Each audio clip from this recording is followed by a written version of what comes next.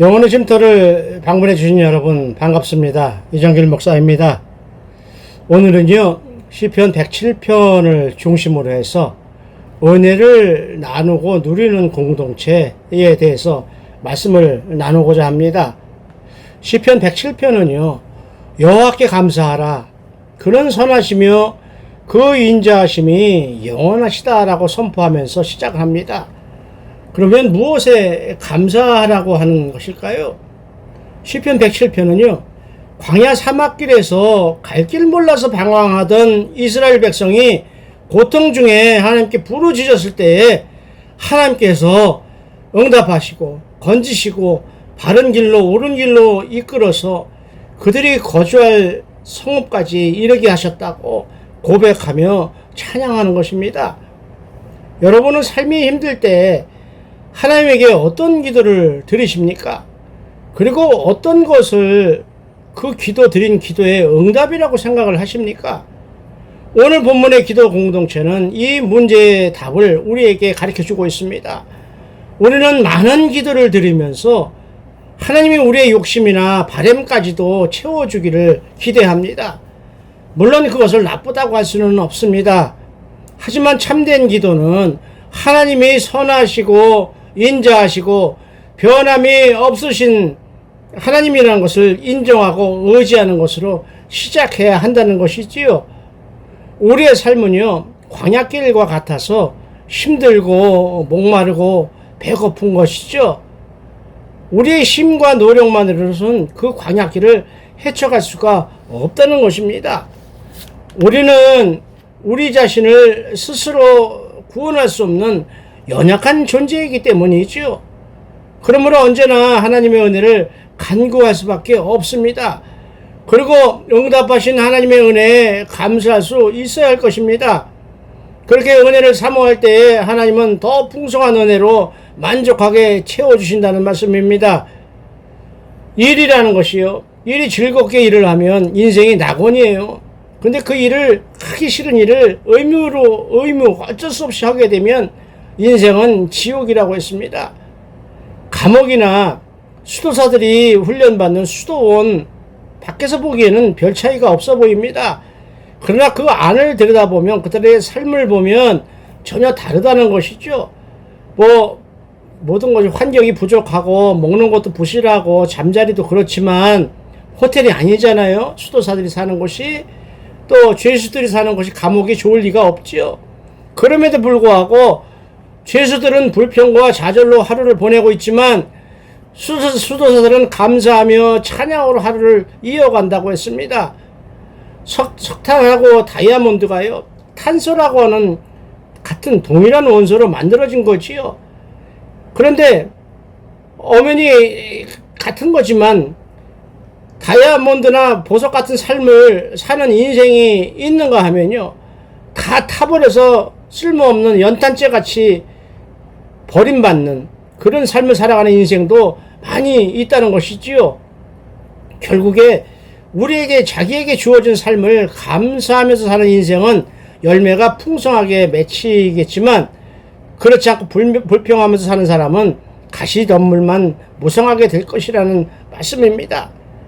즉 하나님께서 우리에게 맡겨주신 환경, 그 사명을 소중히 여기고 감사하는 사람은 즐거움을 통해서 행복도 누릴 수 있으며 인생의 보람도 느낄 수 있으며 또 하나님 임재도 경험할 수 있게 된다는 것이지요. 이제 은혜를 누리는 공동체, 어떻게 하면 은혜를 누릴 수 있을까 말씀을 나누겠습니다. 하나님은 제가 늘 말씀드리다시피 우리에게서 멀리 떨어져 계신 분이 아니시죠. 하나님은 생명의 말씀과 성령으로 우리 심령 안에 내주해 계시는 분이십니다. 그리고 우리들에게 은혜를 풍성하게 베푸시기를 원하시는 분이십니다.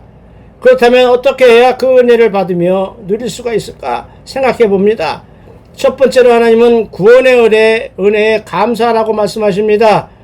시편 107편은 바벨론 포로 귀환이라는 역사적 배경을 가지고 있습니다. 그러므로 오늘 시편 107편 본문은 이스라엘 백성에게 하나님을 향한 감사와 찬양을 드리라고 권면하고 있는 것이지요. 그 이유는요 70년 동안 바벨론 포로 생활에서 지금 벗어나고 있지만 그래서 가나안 땅을 벗어나서 예루살렘으로 다시 돌아오고 있지만 그들의 힘과 노력으로 얻은 것이 아니거든요. 하나님의 은혜로 얻은 것이기 때문이지요. 그래서 감사해야 한다는 것이죠. 죄로부터 용서받는 거예요. 우리 노력으로 할 수 없는 거예요. 불가능한 겁니다. 하나님의 은혜로만 가능한 것입니다. 우리도 아무 값 없이 대가 없이 십자가 대속의 은혜를 입었습니다. 따라서 하나님의 행하신 일을 기억하고 감사하면서 찬양해야 할 줄로 믿습니다. 사망의 권세에서 우리를 자유롭게 하시고 새로운 생명을 주셨기 때문입니다. 은혜의 가치를 아는 사람만이 합당한 감사를 들을 수 있다는 것입니다. 그러므로 은혜를 입은 우리가 감사한다는 것은 너무나 당연한 반응이라는 것이죠. 두 번째로 하나님에게 간절히 부르짖으라고 말씀하십니다. 가나안 땅으로 귀환하는 백성들은요, 광야 사막길에서 어려움을 겪고 있습니다. 광야란 곳은 사람이 살 수 없을 정도로 아주 황량하고 위험한 곳이지요. 그들은 광야의 위험에 부딪히면서 광야에서 점점 지쳐가고 있습니다. 하지만 그때마다 그들은 하나님께 기도로 하나님을 찾았습니다. 여러분, 광야가 어떤 곳입니까?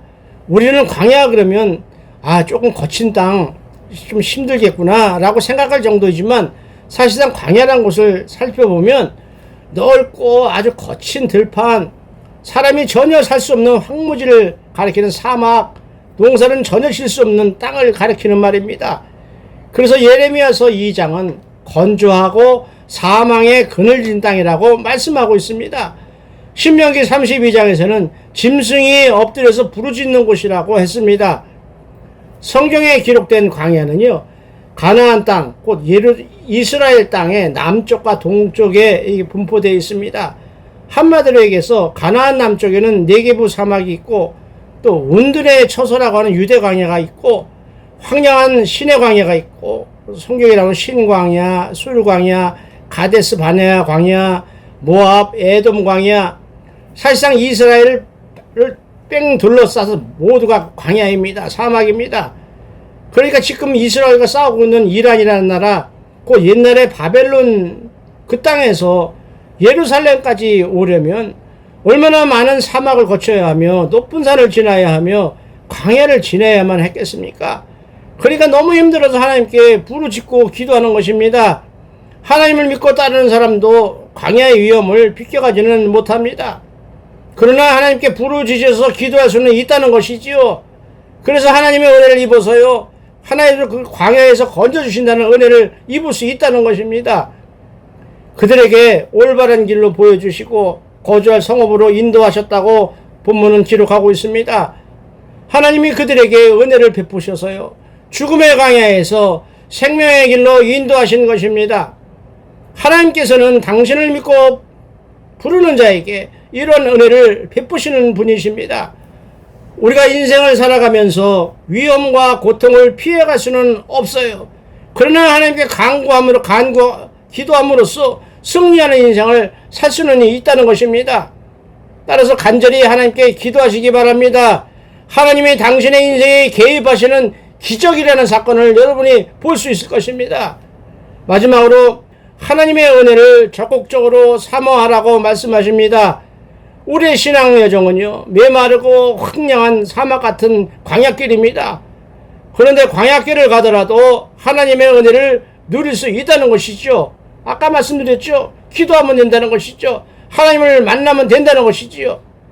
따라서 우리는 인생에서 겪는 목마름, 배고픔, 어려움을 가지고 하나님 앞에 엎드려야 한다는 것이지요.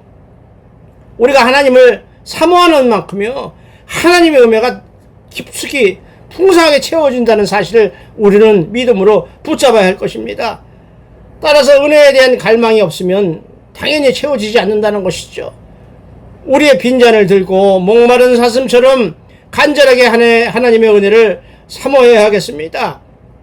여태까지 말씀드린 본문을 간단하게 정리합니다. 우리 인생은 광야길 같아서 힘들고 위험하며 목마르고 배고픕니다. 우리의 힘과 노력으로는 광야길을 헤쳐나갈 수가 없습니다.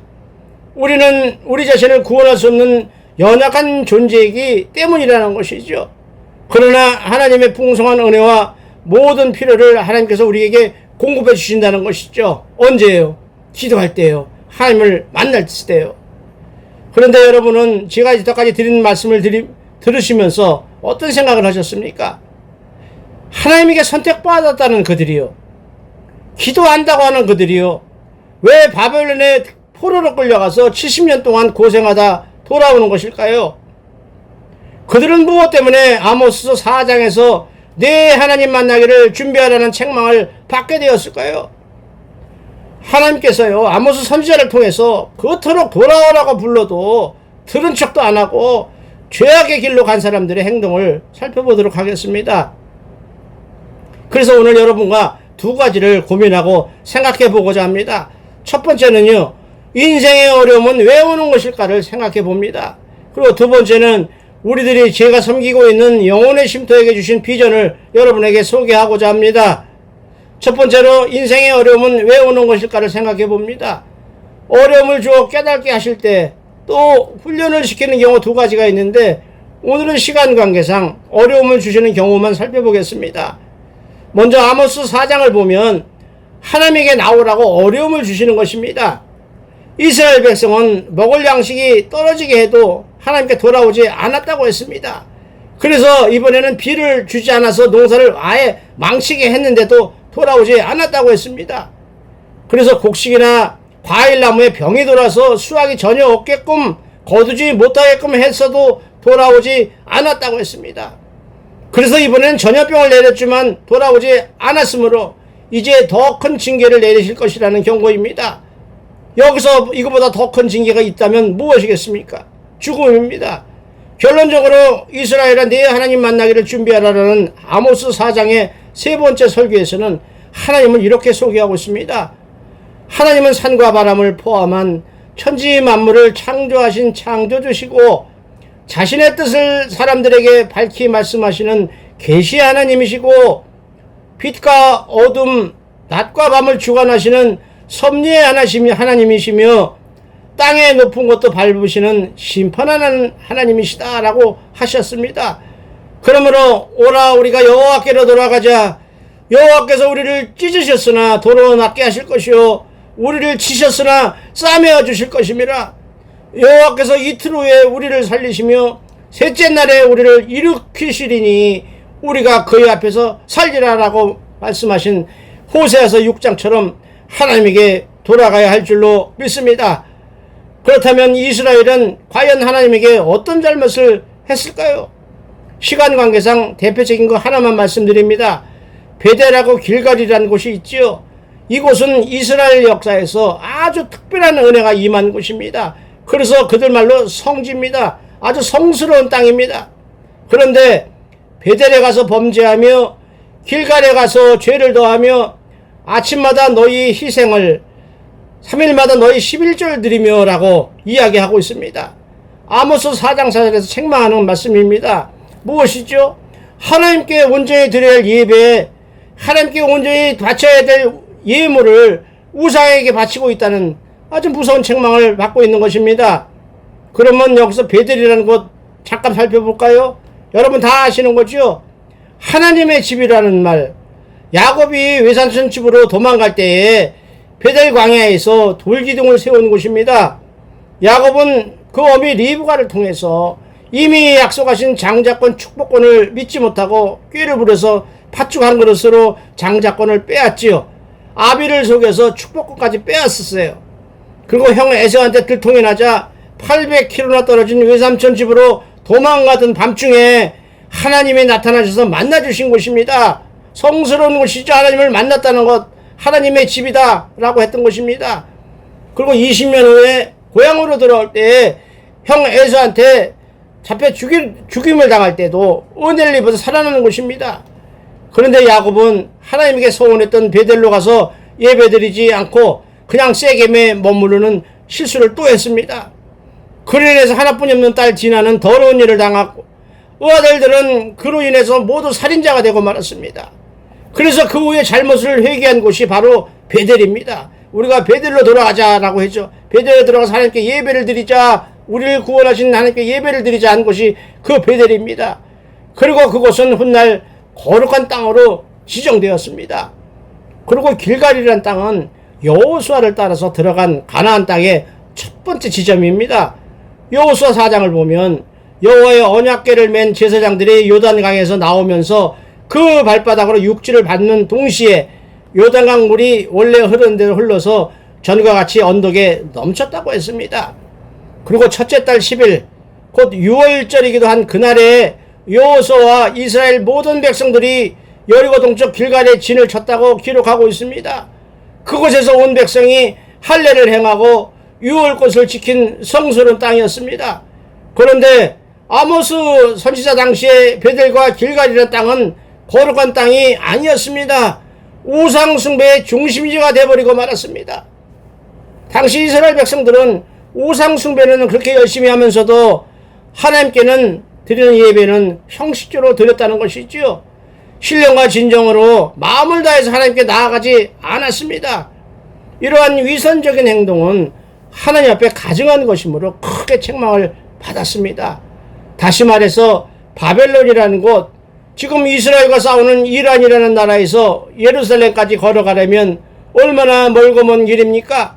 산 넘고 물을 건너고 목숨을 걸고 광야하고 사막을 지나야만 했습니다. 영적으로 보면요, 죽음과 고통의 세상에서 하나님의 위로가 있는 곳, 영원한 안식이 있는 곳, 영원한 생명이 있는 하나님 계신 곳으로 가는 우리 인생의 여정과 같습니다. 그래서 시편 107편의 상황과 지금 힘들어하는 영혼들이, 연약한 영혼들이 하나님에게 위로를 얻고 소망을 두고 살도록 섬기고자 하는 우리 영혼의 쉼터 사역이 오늘날 무너져 내린 이 나라 교회 다시 한번 부흥시키는데 조그맣더라도 대안이 되었으면 하고 우리에게 주셨던 비전을 많은 교회들에게 소개하고자 오늘 말씀을 드리는 것입니다. 이제 저희가 섬기고 있는 영혼의 쉼터 사역을 소개합니다. 제가 신학대학원 다닐 때 논문으로 썼던 것이기도 합니다. 목사고시 할 때도 논문으로 썼던 것이기도 합니다. 나이 드신 분 가진 거 없으면요, 노인연금 나라에서 주는 거 그거 갖고 조금 먹고 살면 됩니다. 그보다도 하나님의 말씀을 다시 배우고 듣고 묵상하면서 하나님께 찬송하면서 예배하는 삶으로 하나님 만나는 것을 준비하는 것이 훨씬 더 유익한 삶이 될 것입니다. 따라서 세상 복잡한 곳을 떠나서 경건하고 한적한 곳에서 하나님의 은혜와 말씀대로 살아보는 것입니다. 아침이 되면요, 새로운 하루를 허락하신 은혜에 감사해서 아침 예배를 드립니다.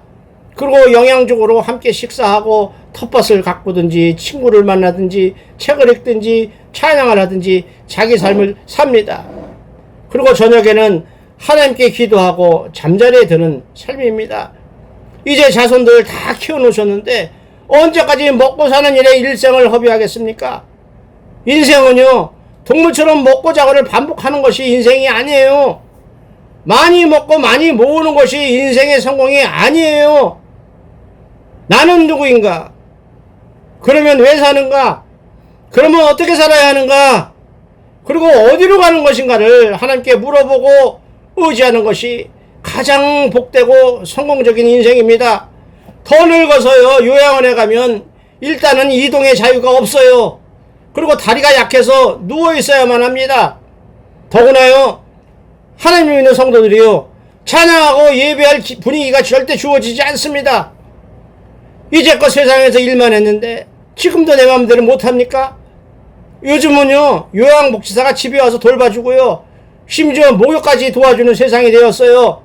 그 돈도 다 나라에서 대주지 않습니까?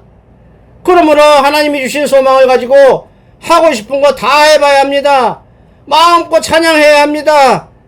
마음껏 기도하고 은혜를 누릴 수 있어야 합니다. 하나님 주신 생명의 말씀을 처음부터 다시 차근차근 배우면서 그 말씀 속에 감추인 비밀을 깨닫는 기쁨을 누려보아야 할 것입니다. 그래서 천국에서 누릴 기쁨을 이 땅에서 미리 맛을 보고 살아갔으면 좋겠습니다.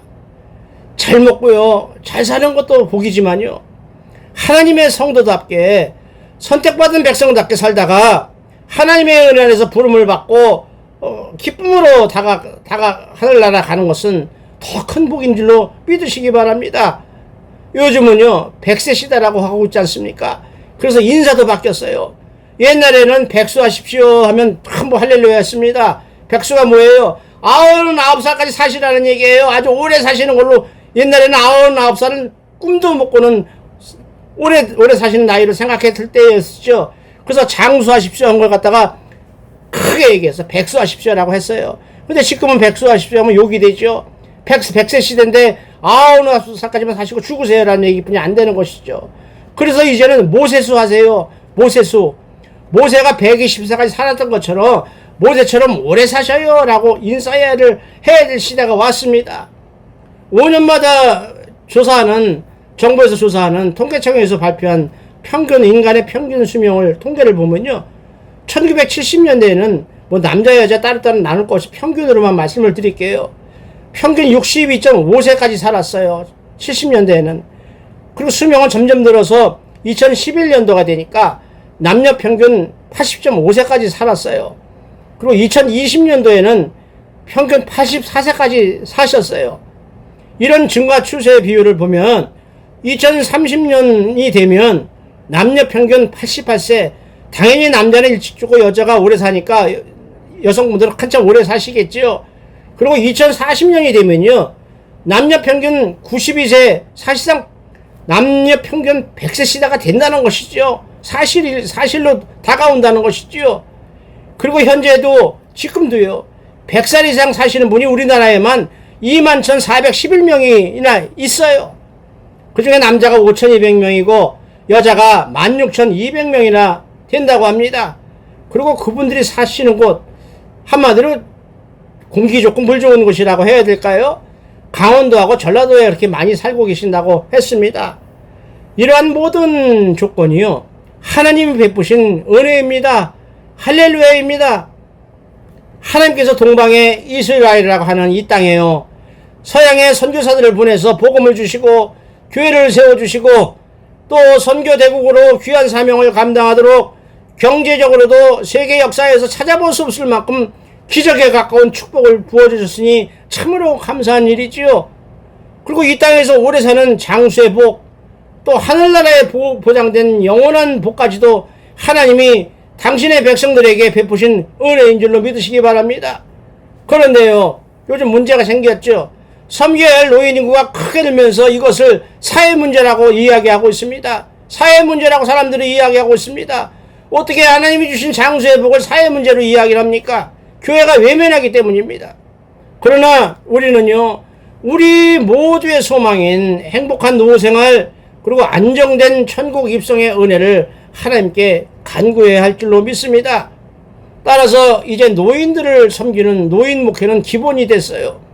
그리고 요람에서 천국까지 모두를 아우를 수 있는 영혼의 쉼터 공동체라는 조직 모델을 생각할 때가 드디어 왔습니다.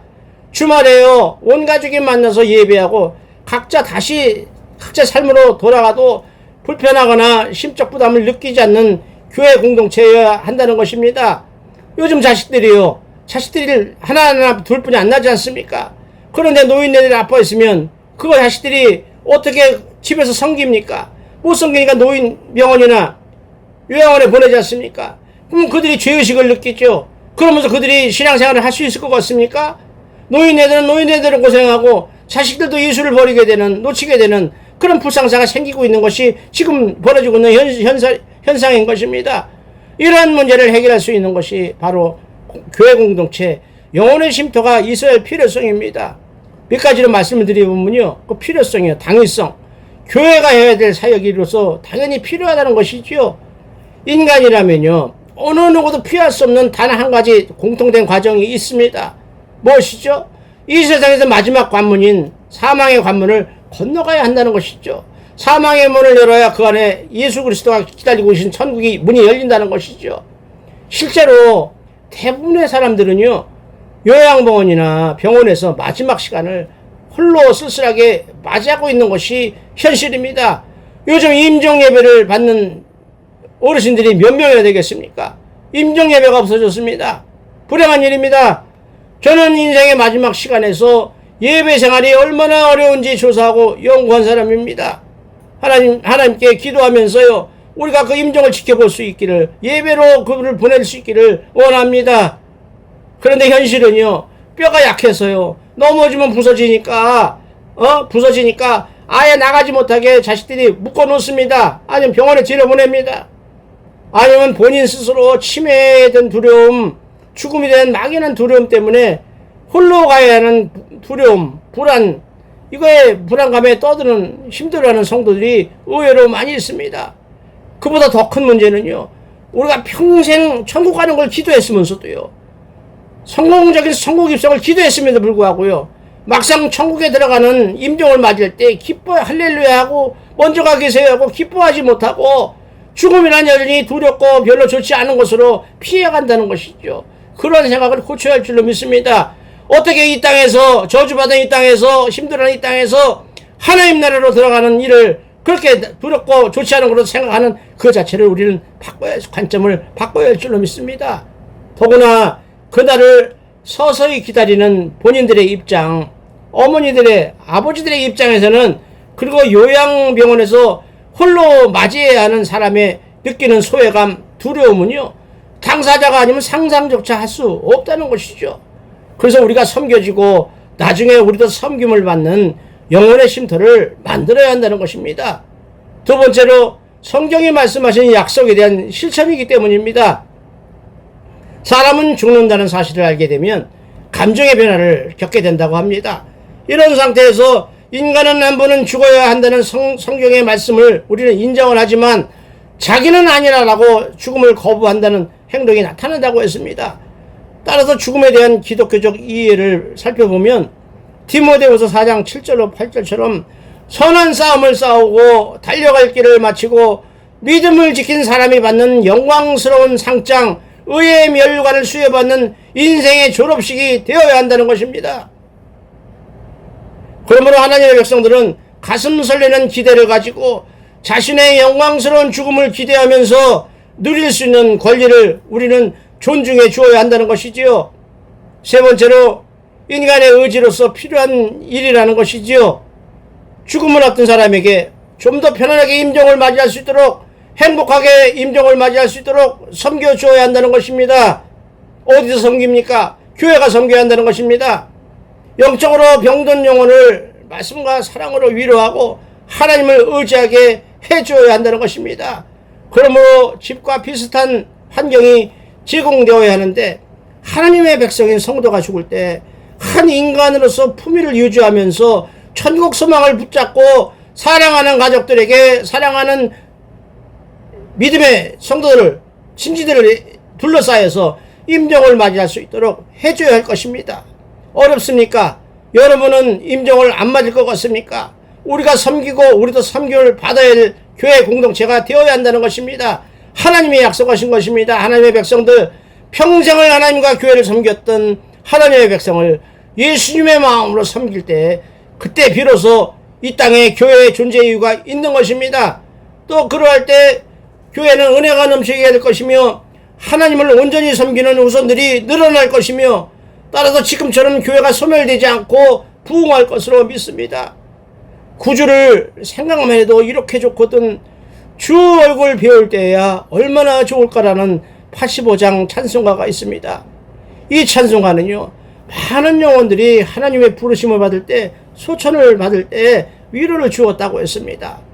거기서 찬송가 가사에 주 얼굴 배울 때가 뭐예요? 이 땅을 떠나서 주님을 만나는 그 순간에 그 영혼이 기뻐할 때 이 남겨진 육신의 얼굴 속에 예수님을 만나서 기뻐하는 환희에 찬 그 기쁨의 표정이 그림자가 돼서 남아 있다는 것이죠. 그래서 천국 가는 우리 어머니 아버지들의 얼굴이 그렇게 좋지 않습니까? 웃는 얼굴로 가시지 않습니까?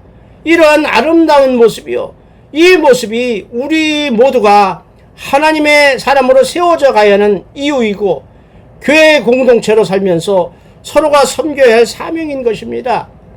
어느 누구라도 가야 할 길이고 가야만 되는 길입니다. 하나님이 정하신 섭리이기 때문입니다. 따라서 하나님의 긍휼을 입을 수 있는 여건을 기도해야 할 것입니다. 지금 우리나요, 장래 후손을 위해서 우리가 할 수만 있으면 함께 기도할 수 있기 원합니다. 그래서 하나님이 만드신 아름다운 교회를 후손들에게 물려주도록 하십시다. 이것이 우리가 교회를 회복시키고 교회 공동체를 통해서 후손들을 섬기는 일입니다. 이렇게 기도하는 영혼의 쉼터는 우리뿐 아니라 우리 후손에게도 유익을 줄 것입니다. 각자 살아가면서 주말에 만나서 가족과 대화하고 얼굴 보고 주일날 함께 예배드리고 다시 각자로 처소로 돌아가게 되면 자손들이 부모님을 섬기지 못해서 느끼는 죄의식이나 심적 부담을 덜어줄 수 있을 것입니다. 그래서 그들이 온전한 성실한 신앙생활을 할 수 있도록 우리 교회가 도와줄 수 있어야 한다는 것이죠. 그리고 그것이 교회가 할 일이라는 것입니다. 국가가 사회가 할 일이 아닙니다. 이제는 우리 성도들은 우리 교회가 섬겨야 할 줄로 믿습니다. 이렇게 영혼의 쉼터가 바라보는 공동체의 모델은 지금처럼 이 나라 이 민족에 다 망해가는, 쓰러져가는, 소멸되어가는, 성도가 없어져서 망해가는 이 나라 교회들이 소멸되는 길을 막아줄 것입니다. 그리고 아름다운 부흥을 바라보는 하나의 대안이 될 줄로 믿습니다. 사랑하는 여러분, 교회를 섬기는 여러분, 제가 오늘 드린 말씀을 다시 한번 생각해 보시고 함께 기도하시면서 여러분의 교회에서 섬기는 나이 드신 어머니 아버지들을 온전히 섬길 수 있는 그 기회가 될 수 있기를 원합니다. 그리고 우리 영혼의 쉼터 사명자들을 위해서 사랑하는 여러분 기도 많이 해주시기 바랍니다. 우리가 여러분들의 모델이 될 수 있도록 새로 부흥하는 교회의 모델이 될 수 있도록 혼신의 힘을 다하면서 기도하면서 그 모델을 공동체를 만들고 섬겨나갈 것입니다. 기도로 기도해 주시고 기다려 보시고 관심을 갖고 지켜봐 주시기 바랍니다. 따라서 오늘은요 제가 기도를 함으로 마치도록 하겠습니다. 기도합니다. 하나님 아버지 감사합니다. 평생을 하나님의 은혜 안에 살아오면서도 은혜를 모르고 살았음을 고백합니다. 이제는 오직 하나님의 뜻을 구하고 말씀대로 살아보면서 정말로 하나님이 베푸시는 하나님의 신령한 복과 강건함의 복을 경험하며 증거하며 찬양하게 하여 주시옵소서. 오늘 말씀대로 깨달음을 주셨으니 하나님의 은혜로만 살아가는 복되고 경건한 백성으로 세워주시옵소서. 영혼의 쉼터 공동체를 교회 부흥의 대안으로 제시하도록 우리 사역자들을 강하게 붙들어 사용하여 주옵소서. 우리와 우리 후손들에게 하나님의 축복이 임하는 놀라운 인생을 누리게 하여 주시옵소서. 우리를 구원하신 예수 그리스도 이름으로 축복하며 기도하옵나이다. 아멘. 함께 하신 여러분 힘을 내시기 바랍니다. 그리고 아파서 누워 계신 여러분 힘을 내시기 바랍니다. 일어나셔야 합니다. 믿음으로 일어설 수 있기를 원합니다. 우리 영혼의 쉼터 기도 사역자들이 여러분들을 위해서 눈물로 기도하고 있다는 것을 믿고 기다리시고 승리할 수 있기를 원합니다. 다음 시간에 뵙겠습니다. 감사합니다.